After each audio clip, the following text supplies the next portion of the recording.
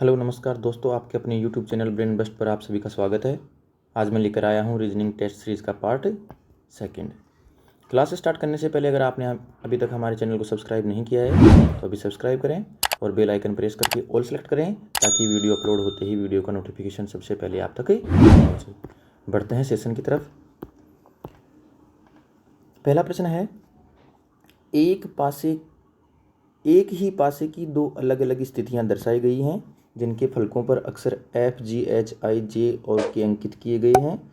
वह अक्षर चुने जो अक्षर एफ वाले फलक के विपरीत फलक पर आएगा। जब भी हमें दो पासे दिए हुए होते हैं तो इनमें से जो कॉमन दिया होता है उसको देखते हैं। अब इन दोनों में कॉमन क्या है? जे है। जे इसमें भी है और जे इसमें भी है। तो पहला पासा और दूसरा पासा। अब जे इसमें भी है और जे इसमें भी है।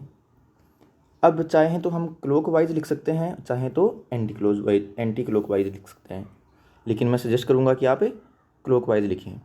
तो जे के बाद में एफ है और फिर आई है, तो पहले पासे में जे एफ आई, दूसरे पासे में जे के बाद में जी है और फिर एच है, तो जी हो जाएगा और एच हो जाएगा। अब इनमें जो भी प्रश्न में पूछा जाता है वो देख लेंगे। आई के जो अपोजिट होगा वो एच होगा और एफ के जो अपोजिट है वो जी होगा, और जो बच गया वो जे के अपोजिट होगा। प्रश्न में पूछा है एफ वाले फलक के विपरीत फलक पर, तो एफ वाले फलक के विपरीत फलक पर क्या हो जाएगा? जी हो जाएगा। तो हमारे क्वेश्चन का आंसर हो जाएगा ऑप्शन डी।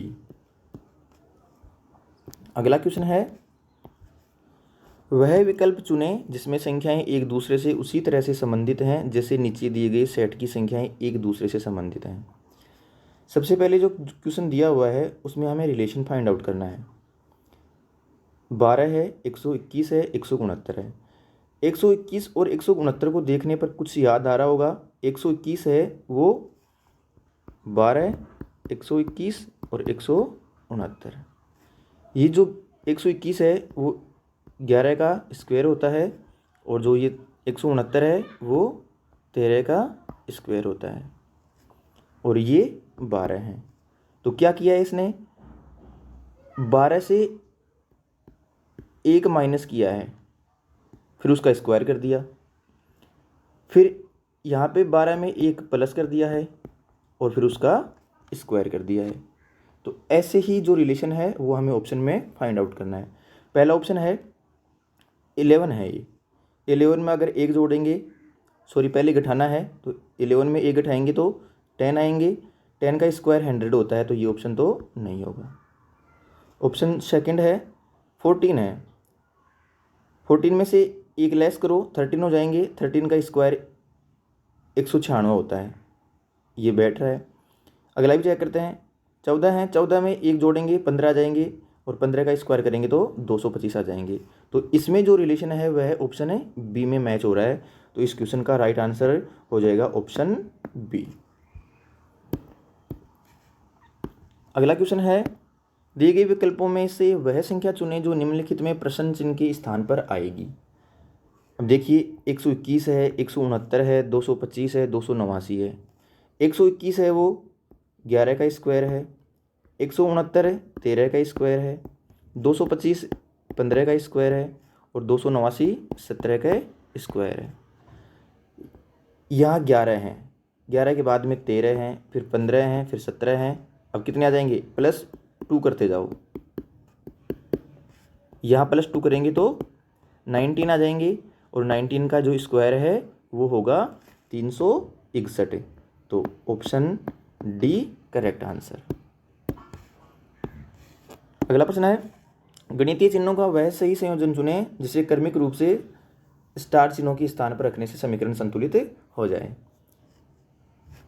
ऑप्शन पहला, यहाँ अगर हम इक्वल ले लेते हैं, फिर यहाँ मल्टीप्लाई, यहाँ प्लस, यहाँ भाग और यहाँ माइनस, तो देखिए एक बार 45 के बराबर में 24 गुणा 72 आ गया, तो ये तो पहले ही बहुत बड़ी संख्या आ जाएगी, इसलिए इस ऑप्शन को चेक नहीं करेंगे।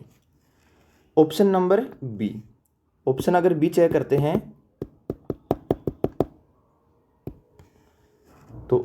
यहाँ है मल्टीप्लाई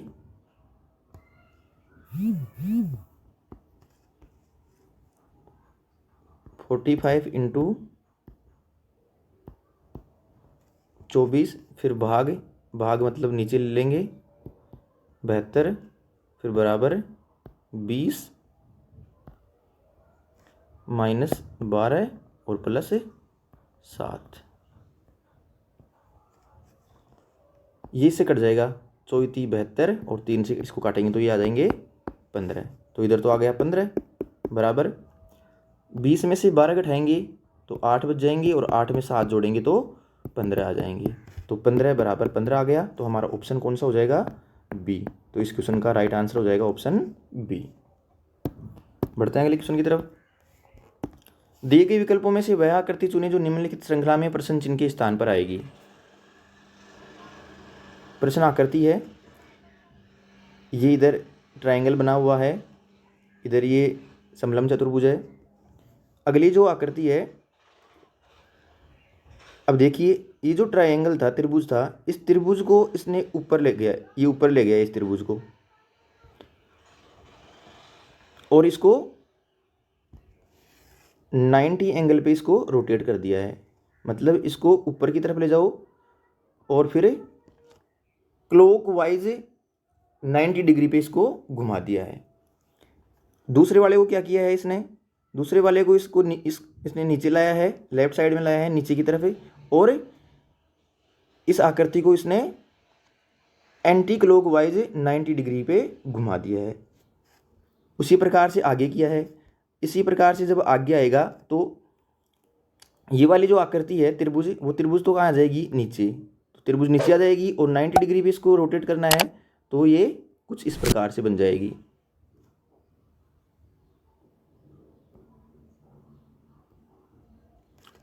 तो नीचे की तरफ देखिए ये वाली आकृति कहाँ बन रही है? सॉरी, कुछ इस प्रकार से इसको रोटेट भी करवाना है। और ये वाली जो आकृति है ये ऊपर चली जाएगी और ऊपर जाएगी और इसको एंटी क्लॉकवाइज घुमाना है तो यह कुछ इस प्रकार से बन जाएगी। तो ऐसी वाली जो आकृति बन रही है वो कहाँ बन रही है? ये नीचे रहेगा और ये ऊपर रहेगा।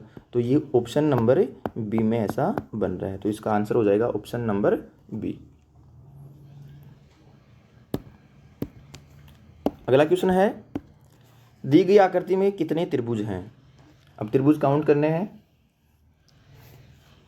त्रिभुज काउंट कर लेते हैं। देखो 1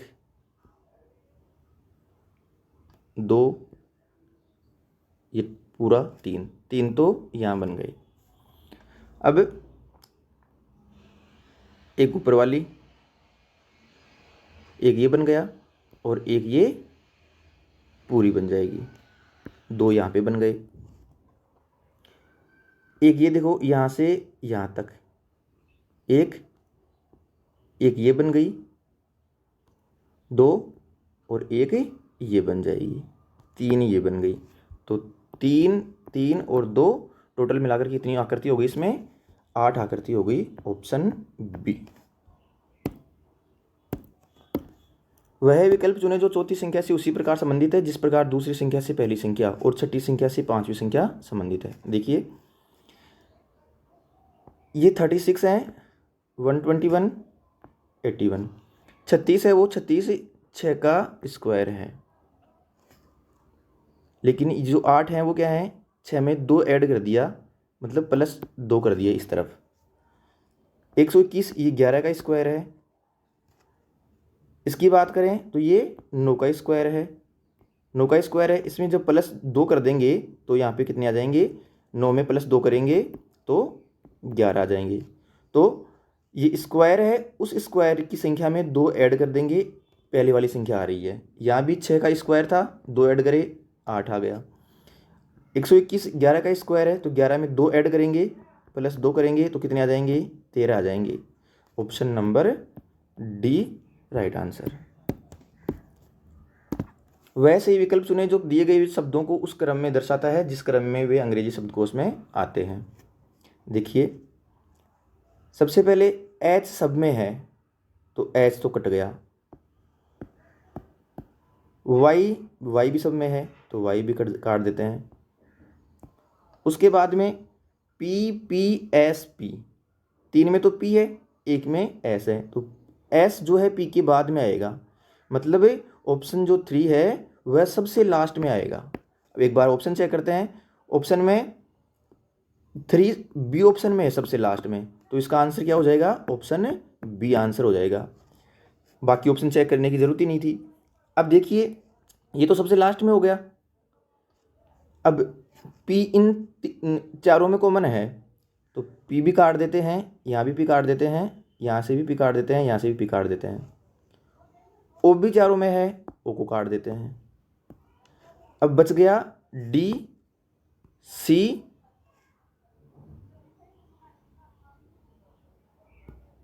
टी और टी, इसमें एच है और इसमें ई है। तो सबसे पहले सी वाला आ जाएगा, तो सी कौन से ऑप्शन में था? ऑप्शन 2 में, तो सबसे पहले ऑप्शन आ जाएगा 2। फिर डी था इसमें ऑप्शन फर्स्ट में, तो ऑप्शन पहला।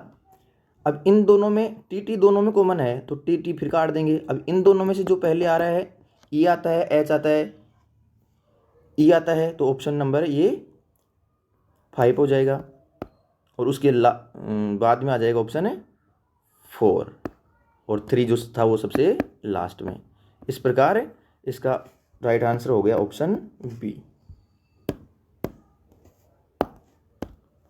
नीचे 4 वर्ण समूह दिए गए हैं जिनमें से 3 किसी संदर्भ में एक समान है और उनमें से एक असंगत है। असंगत वर्ण समूह का चयन करना है। क्यू एल के पी जी टी मन एम एन। देखिए इनमें जो रिलेशन बन रहा है वह रिलेशन है एक दूसरे के अपोजिट है। जैसे ए है, ए का अपोजिट होता है जेड। अल्फाबेट में फर्स्ट नंबर पे आता है और ये लास्ट से, ये लेफ्ट साइड से फर्स्ट नंबर पे आता है और ये राइट साइड से फर्स्ट नंबर पे आता है। इस प्रकार ये एक दूसरे के अपोजिट होते हैं। जैसे लेफ्ट साइड से सेकंड नंबर पे बी आता है तो राइट साइड से सेकंड नंबर पे वाई आता है, तो बी और वाई एक दूसरे के अपोजिट होते हैं। उसी प्रकार एम और एन एक दूसरे के अपोजिट होते हैं। मन जी टी गौरव टावर जी टी ये भी एक दूसरे के अपोजिट होते हैं। के पी काला पानी ये भी एक दूसरे के अपोजिट होते हैं। लेकिन क्यू और एल एक दूसरे के अपोजिट नहीं होते, इसलिए इस क्वेश्चन का राइट आंसर है ऑप्शन ए।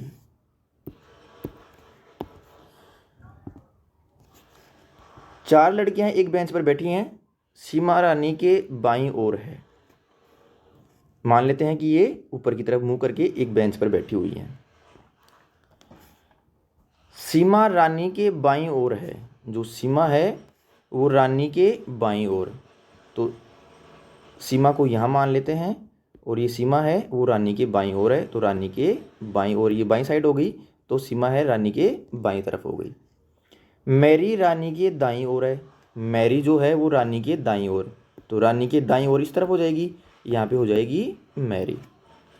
रीता रानी और मैरी के बीच में है, जो रीता है वो रानी और मैरी, तो रानी ये है और मैरी ये है, इन दोनों के बीच में रीता है, तो यहाँ ले लेंगे हमें रीता। बाईं ओर से दूसरे नंबर पर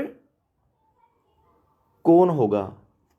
तो बाईं साइड ये है, दूसरे नंबर पर पहले नंबर पे सीमा हो जाएगी और दूसरे नंबर पर रानी हो जाएगी, ये रानी है, तो क्वेश्चन का राइट आंसर हो जाएगा रानी, ऑप्शन ए।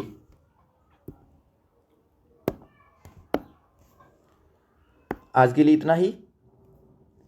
अगर सेशन पसंद आया हो तो वीडियो को लाइक करें, अपने दोस्तों के साथ शेयर करें और अपना स्कोर कमेंट में ज़रूर बताएं। मिलते हैं अगले सेशन में, तब तक के लिए हंसते रहिए, खेलते रहिए।